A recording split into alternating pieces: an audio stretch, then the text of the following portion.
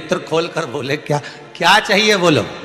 देखिए संबोधन, गरुण घंटी क्यों बजाई जाती है, मंदिर में घंटी क्यों बजाई जाती है, घंटाल क्यों बजाया जाता है, ताली क्यों बजाई जाती है मंदिर के अंदर, कारण क्या है। शंकर के मंदिर में घंटी क्यों बजाई जाती है, शंकर के मंदिर में उस घंटी को क्यों बजाया जाता है, ताली का नाद क्यों करा जाता है, शिव मंदिर में किस लिए करा जाता है। तो लिंग पुराण कहती है कि मंदिर के अंदर या घर के अंदर आप गरुण घंटी जब बजाते हो, घंटी का नाद जब करते हो, तो शिव महापुराण की कथा और लिंग पुराण की कथा, विष्णु पुराण की कथा कहती है, मात्र घंटी का नाद कर देने से जितने भूमि पर तीर्थ हैं, जितने साधक साधना कर रहे होते हैं, जितने तपी तप कर रहे होते हैं, जितनी पवित्र नारी स्त्री पतिव्रता धर्म का पालन कर रही होती है, जितने दान पुण्य स्मरण हो रहे होते हैं, उस समय पर जिस समय तुमने घंटी बजाई है, उस पल वो सारे पुण्य घंटी का नाद करते से तुम्हारे खाते में आ जाते हैं, मात्र घंटी का नाद कर देंगे।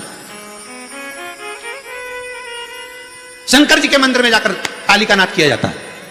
ताली का नाद शिव मंदिर में क्यों बजाई जाती है, उसका कारण उस मंदिर में जितने बैठे होंगे, जो भजन कर रहा, तप कर रहा, साधना कर रहा, अभिषेक कर रहा, पूजन कर रहा, 3 बार ताली बजाने से उनका सारा का पुण्य हमारे खाते में 1 सेकंड में आ गया। और हमें लगता है हम शंकर को रिझा रहे हैं, शंकर को रिझाया, शिव ने तुरंत दे दिया। घर में गरुण घंटी का नाद करना, इसलिए बच्चों को खेलने के लिए घंटी नहीं दी जाती। गरुण घंटी कोई खेलने के लिए नहीं देता, खिलौने दे देंगे, दूसरा सामान दे देंगे, पर गरुण घंटी नहीं देंगे। क्यों नहीं देते, क्योंकि गरुण घंटी का जब नाद करा जाता है तो सबका पुण्य हमारे खाते में आ जाता है। कोई साधारण घंटी बजाना पूजन के समय पर, स्मरण के समय पर, भजन के, इसलिए घंटी भी हर कभी नहीं बजाई जाती, समय समय पर। और आपसे भी निवेदन है, मंदिर में भी जाओ ना तो घंटी का नाद करो तो बड़े प्रेम से करो, ऐसा नहीं कि तुम लेट बजाए जाओ बजाए जाओ बजाए जाओ, ऐसा ही नहीं कि लटकी है तो बजाए जाओ। क्या मतलब, वो घंटी को बजाने के लिए आएगी? नहीं, उसका एक समय, उसका एक संबोधन, उसका एक आनंद। कई मंदिरों में मंदिर का पट बंद हो जाता है, दरवाजा बंद हो जाता है, तो भी लोग घंटी बजा देते हैं। दोष, दोष। भगवान अगर मंदिर में सो रहे हैं, लिखा हुआ है मंदिर के खुलने का समय इतनी बजे से इतनी बजे तक, मंदिर बंद है तो घंटी नहीं बजना चाहिए। जिस जगह पर ब्राह्मण विद्वान हैं, साधक हैं, संत हैं, साधु हैं, मंदिर अगर बंद होता है तो उसके साथ में घंटी के नीचे के भाग को रस्सी से ऊपर बांध दिया जाता है जिससे बजे ना। क्यों? कहते हैं अगर भगवान अगर विश्राम कर रहे हैं, सो रहे हैं, निंद्रावश हैं या पट बंद है, उस समय पट बंद का समय है और घंटी का अगर नाद हो जाए तो कहते हैं 11 ब्राह्मण के भूखे रहने का दोष लग जाता है जीव को, मात्र घंटी बजा देने पर, अगर भगवान विश्राम कर रहे हैं।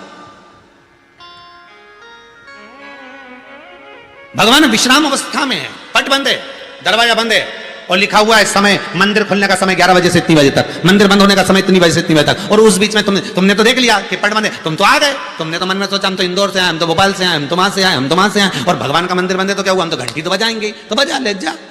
11 ब्राह्मण भूखे रहने का दोष तुम्हारे खाते में। कितना सुंदर कहा है।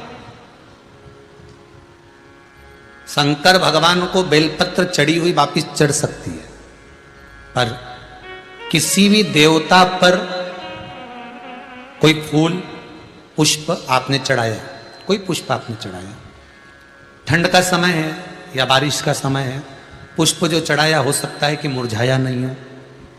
होता है ना ऐसा कभी कभी कि पुष्प मुरझाया नहीं हो या उसमें ताजगी हो, सुंदर दिख रहा हो, बहुत अच्छा हो, और वो पुष्प चढ़ा हुआ तुमने अगर एक बार उठा लिया, उतर गया, उतरने के बाद फूल कितना भी सुंदर हो, फूल कितना भी ताजा दिखे, पर वो देवता को समर्पित नहीं हो सकता। भले उसमें सुंदरता है। ठंड के दिनों में कई फूल ऐसे भी रहते हैं, भगवान के सामने आपने एक बार चढ़ा दिया, चढ़ाने के बाद वो रखे रहते हैं तो ऐसा लगता है कि बिल्कुल ताजे से दिख रहा है। तो कई माताओं की आदत रहती है उन्हीं फूल से वापिस श्रृंगार कर देती है, या उन पुष्प की रंगोली बनाकर भगवान के सामने डाल देती है, पर वो गलत है, वो गलत है। जिस दिए में बाती लगी हुई है, बाती पूरी जल चुकी है, उसकी राख या उसका काला थोड़ा सा भाग दिए के अंदर रखा है और आपने दूसरी बाती रखकर उसको जला दिया, तो वो जलाया गया जो भाग है लक्ष्मी को क्षीण कर देता। 15 दिन तक व्यापार ठीक नहीं चल सकता। एक बार प्रैक्टिकल करके देखना। दिए के अंदर अगर कोई बाती जल गई, जलने के बाद ठंडी हो गई, ठंडी होकर उसमें राख पड़ी हुई है, या उसके अंदर कोई काला सा आप गोल बत्ती लगाते तो काला का एक भाग काला काला सा जला हुआ उसके अंदर रह जाता है। कई लोगों की आदत रहती है कि अभी शाम का टाइम तो है, उसको कौन हटाए, उसी में अपन दूसरी बत्ती रख दो, जला दो, उसी में रखकर दूसरी बत्ती जला दो। भाग उसी में पड़ा हुआ है पुराना, और आपने दूसरी बत्ती अगर रखकर जला दी है, व्यापार होगा, व्यवसाय होगा, या फिर घर में रखा हुआ धन होगा। 15 दिन के लिए वो छिन्न होगा, वो जाएगा। पैसा टिकने वाला नहीं 15 दिन तक, चाहे कुछ भी कर लो, ठीक नहीं चल सकता व्यापार। तुम कितना भी दम लगा लो। कई लोग कहते भी होंगे कि हमारी दुकान तो 8 दिन तो अच्छी चलती, 8 दिन के बाद नया क्या हो जाता है, 15 दिन अच्छी चलती, 15 दिन के बाद नया जाने क्या हो जाता है। तो उसमें गलती ढूंढो कि हम गलती क्या कर रहे हैं। नहीं तो व्यापार तो अच्छा चल रहा है, ग्राहक भी आ रहे हैं, सब कुछ होता है। जब 15 दिन ग्राहक आते हैं तो 15 दिन क्यों नहीं आते, 8 दिन ग्राहक आते हैं तो 8 दिन क्यों नहीं आते। उसके पीछे तुम्हारा कोई कारण होगा। फिर अपनी गलती को ढूंढो कि हमारी गलती क्या बोले। तो उसमें आपको वर्णन किया था कि भगवान की बेलपत्री, भगवान का प्रसाद अगर पलंग पर रखा है तो दोषपूर्ण है।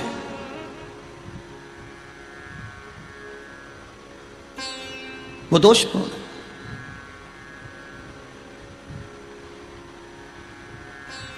अब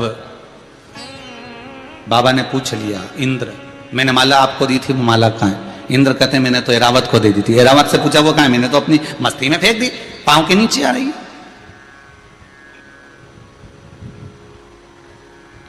मैं तुझे श्राप देता हूं इंद्र, तो तेरी सत्ता के विमुख होगा। जितना तुझे तेरी सत्ता से प्रेम है इंद्र, तुझे अपना सिंहासन प्रिय है, मैं तुझे श्राप देता हूं कि तेरा वो सिंहासन तेरा छूट जाएगा। माला का अंतर देखिए। जिस माला को आप लेकर बड़े खुश होते हो, वो माला अगर सही जगह नहीं जाती, जिस भगवान की बेलपत्री को लेकर आप खुश होते हो, वो बेलपत्री सही जगह नहीं जाती। जिस प्रसाद को लेकर आप खुश होते हो, वो प्रसाद अगर सही जगह नहीं जाता तो उसका फल क्या भोगना पड़ता है वो देखिएगा।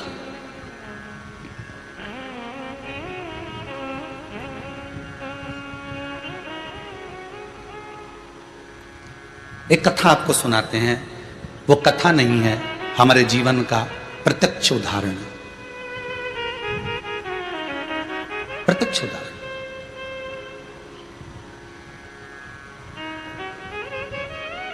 भवानी मंडी में भंवरलाल जी शर्मा रहते हैं, शायद वो कथा सुन रहे होंगे।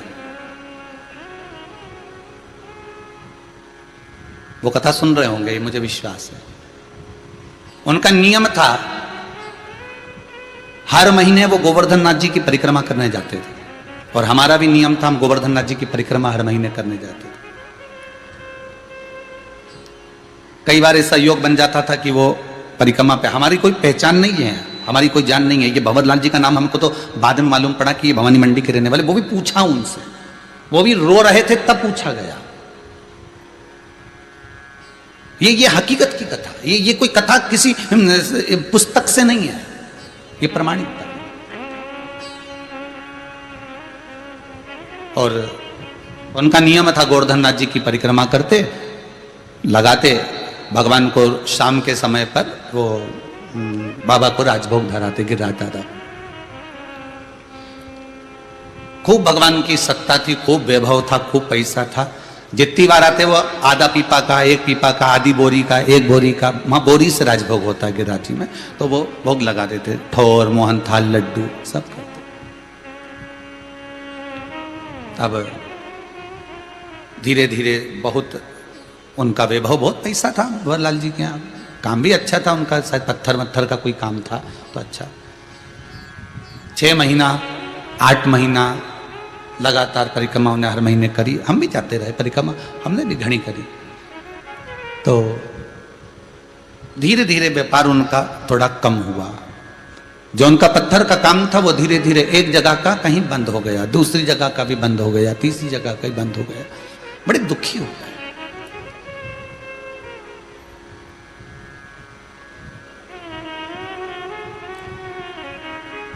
पूंछरी के लोटे के पहले मुकुट शिला आती। उस मुकुट शिला पर हम बैठे हुए थे और ये भैया निकल कर जा रहे थे और आज ये दोनों पति पत्नी की आंख में आंसू भरे हुए थे परिक्रमा करते करते। अब मुख से निकल गया, भैया आप कौन हो, क्यों रो रहे हो? और वो भी गिरिराज दादा की शरण में रो रहे। जब व्यक्ति भगवान की शरण में रहता है, भोलेनाथ की शरण में रहता है, ठाकुर की शरण में रहता है, मेरे कृष्ण की शरण में रहता है, मेरे गोवर्धन नाथ जी की शरण में रहता है, मेरे राम की शरण में रहता है, तो उसकी आंख में तो आंसू आना ही नहीं चाहिए। फिर आप क्यों रो रहे? अरे